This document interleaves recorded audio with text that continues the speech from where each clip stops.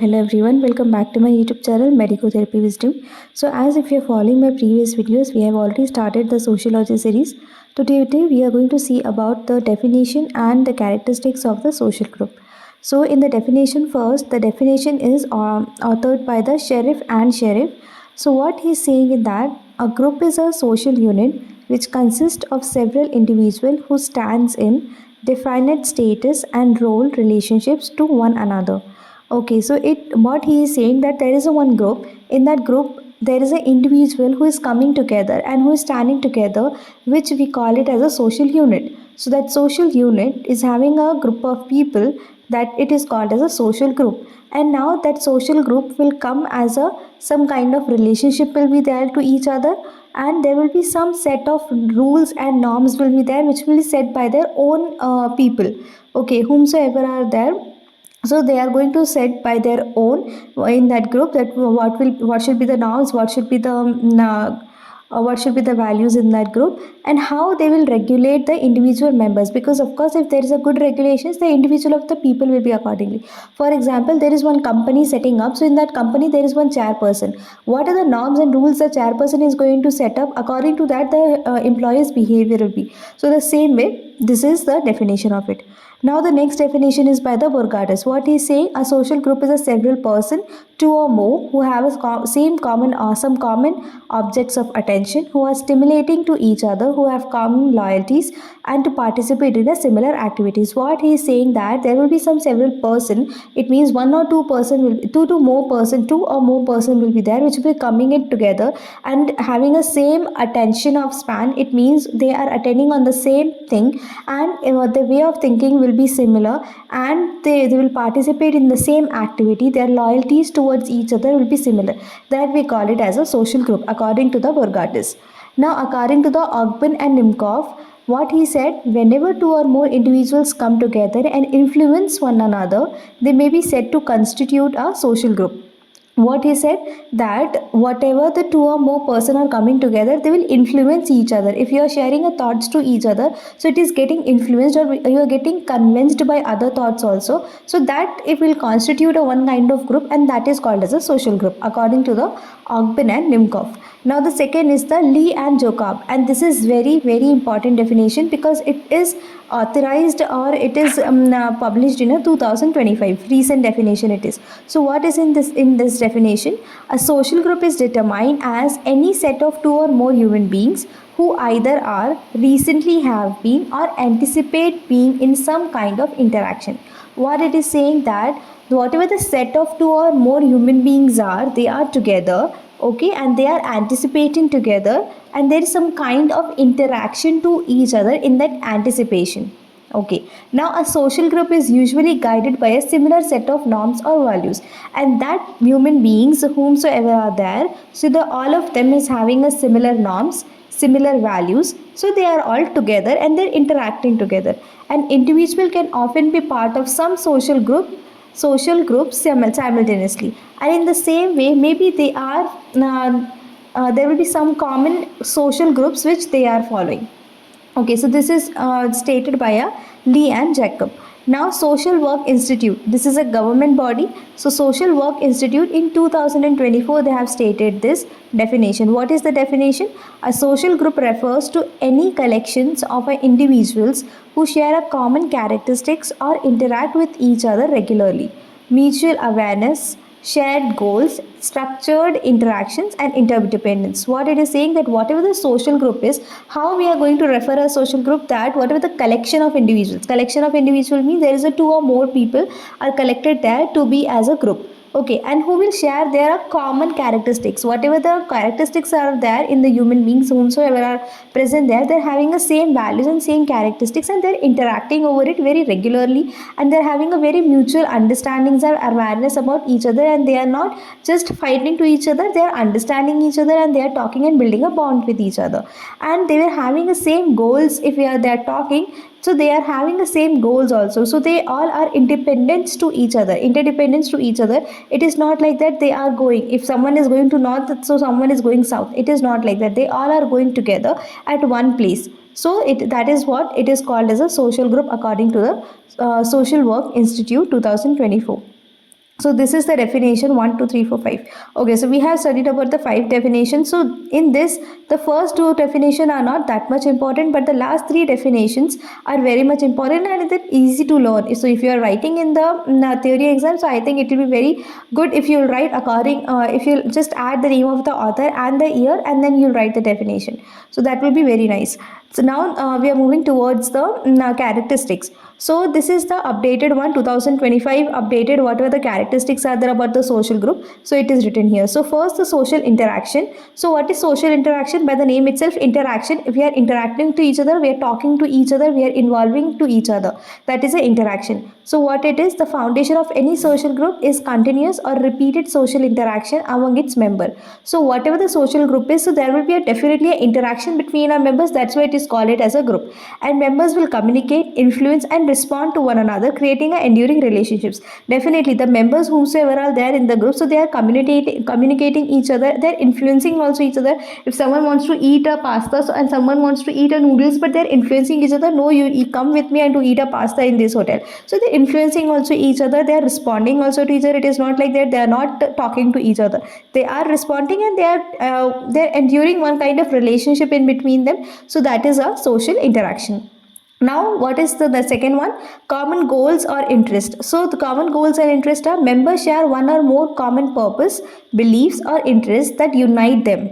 Okay, so what it is written like that here, that whatever the members are there in that group, they are having the same purpose of being in that group. Maybe if there is a group of someone who create an awareness about the pets or the dogs, for example a dog. So in that group, what they are creating an awareness about the dogs. Why they are creating? Because they love the dogs. Okay, but there are some people who don't love it, who don't like the pets, who are opposing it, who don't want dogs to be in a society. So there is kind of we can say that a rivalry between a thought between a two person, so between a two people. So that is a conflict. This is not a conflict. It is a kind of common purpose.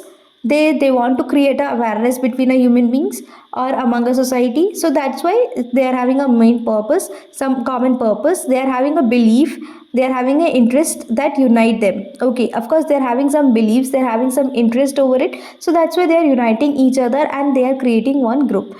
And this shared objectives provide the group with a direction and purpose. Of course there is some objectives and the group will be having some kind of direction to work for it. So there will be a common goals or interest. Now the third point is the shared norms and the values. So what it is, that groups establish a norms, rules of behavior and values that guide interactions. The same way the company, I have said to you that the chairman is that the chairman is going to set the norms and rules. Everyone is following the same rules and they are guiding it very well and they're interacting about that rules or under that rules only. And this shared a standard promote order and predictability among the members. So definitely it shares a very predictable manner of, for example, if they are having a in time about the 8 o'clock, so they have to be in by 8 o'clock to the biometric. They can't come by 10 o'clock or 11 o'clock. Okay, so definitely there will be whatever the standards are maintained there, it will not be in that standard. It will be like a unstandardized, or it will be like unbiased also toward others. So there will be some standard orders are maintaining and there will be some predictability also, that okay, the members are coming and they are doing the work and they are going at a proper time. So that's why we are salarizing them. So that is a called of shared norms and values. Now the next is roles and and the statuses. Now every member occupies a particular position or status and perform a specific duties and roles. Okay, and this role status system creates a order and defines a relationship within a group. Now you're having one company, so in that company there is a chairperson is there, a manager is there, and then the teamwork will come. And in the team also there will be a lead worker will be there, and then after that the junior senior will be there. So in that there will be, everyone is having some kind of status and some roles are there, everyone is having. So that's why it is called in that group definitely there will be some roles and statuses also. The next is the organization or the structure. So social group possesses a formal or informal structure that determines the hierarchy, authority and coordination. Okay, and structures ensures an efficient functioning and goal achievement. Now there is a two type of groups, either it can be a formal group, either it can be an informal group. Now in that informal or either a formal, there will be hierarchy will be there, authorities will be there. Even if it is a formal group, authority will be in under the chairperson. And if it's an informal group, your father or a grandfather who is authorized your who is whomsoever is authorizing your home, that will be on a authority position. Coordination, how they are coordinating to each other. Of course, your mom is coordinating in your home, or maybe your brother or the elder sister is coordinating in your home, or in the company side manager is coordinating. So that is a difference between a formal and informal, but they all are organizing to each other, and this is the structure how they are interacting with each other, managing the things, and they're functioning the things, and they're achieving their goals also. Okay, now the next is the stability and the continuity. So what is stability and continuity? In this, there is a true social group persists over time, even if the individual member changes. And stability distinguishes enduring groups from temporary associations or the crowds. Okay, stability and continuity. If the group is forming, it should not be for a temporary purpose. It should be permanent purpose. The group should be stable. If you're creating a group for an anti-rabies or to protecting a dog, so it should protect a dog only. After few months, you can't protect every animal, or you can't have the common norms then, because every pet is having the another norms. For example, you're creating for a pets means in the dog you're creating, you can't you can't protect the birds also. Then you should have the different groups then, because the stability and continuity will not be there. Then it will be a breakage in the it will be breakage in a stability, and then there will be a temporary associations, and that is not good. So in the social group, there should be a stability and the continuity.